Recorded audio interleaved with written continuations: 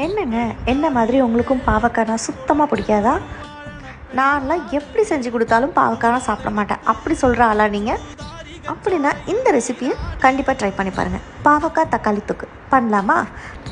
பாவக்காவை விதை நீக்கி குட்டி குட்டியாக கட் பண்ணி கொஞ்சம் உப்பு போட்டு பெசரி வச்சு ஒரு 5 நிமிஷம் விட்டுட்டு இந்த மாதிரி பச்சை தண்ணியில் கழுவி எடுத்துக்கோங்க. இப்படி பண்ணுறதுனால உங்களுக்கு அந்த கசப்பு தன்மை கொஞ்சமாச்சும் கம்மியாகும். ஒரு கடாயில் நான் தேங்காய் எண்ணெய் ஊற்றிருக்கேன். நீங்கள் ட்ரை பண்ணி பாருங்கள். தேங்காய் எண்ணெய் ஊற்றி செய்யும் போது அதோட ஃப்ளேவர் ரொம்ப நல்லாயிருக்கும். தேங்காய் எண்ணெய் 1 ஸ்பூன், கடுகு, உளுத்தம்பருப்பு, கட் பண்ணி வச்சுருக்க பாவக்காய் போட்டு நல்லா மிக்ஸ் பண்ணிவிட்டு ஒரு 5 நிமிஷம் வணக்கிட்டு அதுக்கப்புறம் பார்த்திங்கன்னா கொஞ்சமாக தண்ணி போட்டு வேக வச்சுக்கோங்க.